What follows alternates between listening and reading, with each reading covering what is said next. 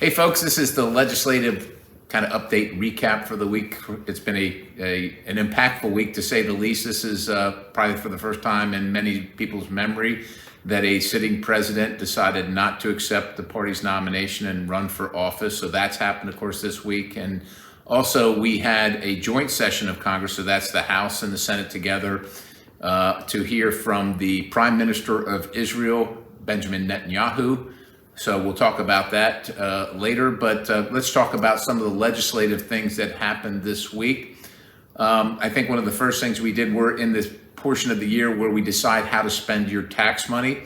So we moved an appropriations bill, the Interior bill. I had some amendments on that bill, and none of those bills are ever even close to perfect, but I ended up voting in favor of it. My amendments generally dealt with the EPA and the EPA's overreach and competing organizations that do the same thing that the EPA does, and so duplication of effort, which is also duplication of spending your money. Like I said, not a perfect bill by a long shot, but I think a step in the right direction in many areas, and so I voted in favor of that.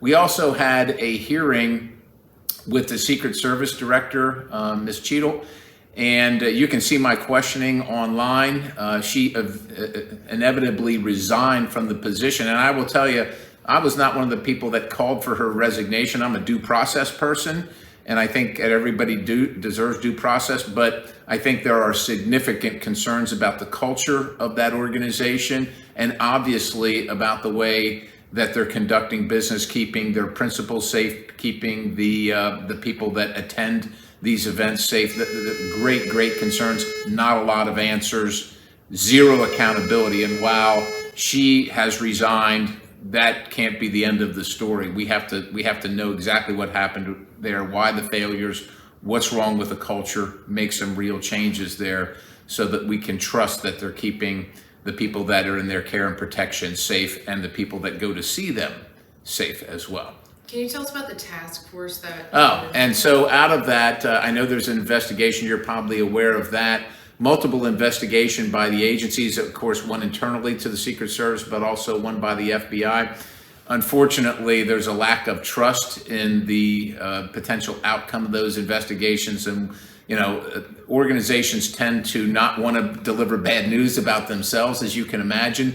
So the Speaker has created a task force in Congress here, and I think it's the right idea. We had a vote on that, and I voted in favor of it, just to make sure that we're keeping everybody honest there. So I'm not saying that Congress, is the best set of investigators. Many people probably aren't even equipped to do that, but it's just generally an oversight role to make sure that the investigation is conducted quickly, completely, the information appropriately gets out, and nothing is missed. And so I voted in favor of that. Tell us about your resolution to condemn Vice President Kamala Harris. Oh, so there was a resolution to condemn the Vice President for her work on the border. As you know, President Biden gave her one task as Vice President, which was to deal with the crisis at the border. And understand, millions of people, as we call them, gotaways, have come into the country, first of all, illegally, but we've never even talked to them. We don't know where they are. We don't know their background. We don't know their intentions. Millions of them.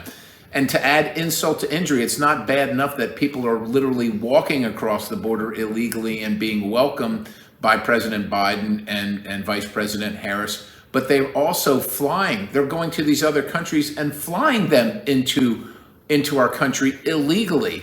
And so I voted in favor of that, because obviously that's not what the American people want.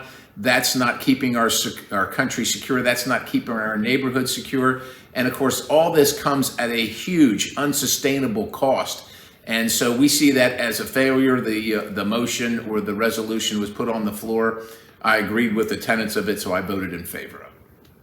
The Olympic Games are kicking off this weekend. And we've got a local hero that's on the U.S. Olympic team. Brandon Lyons is in the paracycling event. Of course, that event kicks off right this week. And so I hope you're watching, and I hope you're cheering for Brandon and the U.S. team. So that's awesome, and that's a great high point to end the update on. Okay, thank you. Have a wonderful week. God bless you.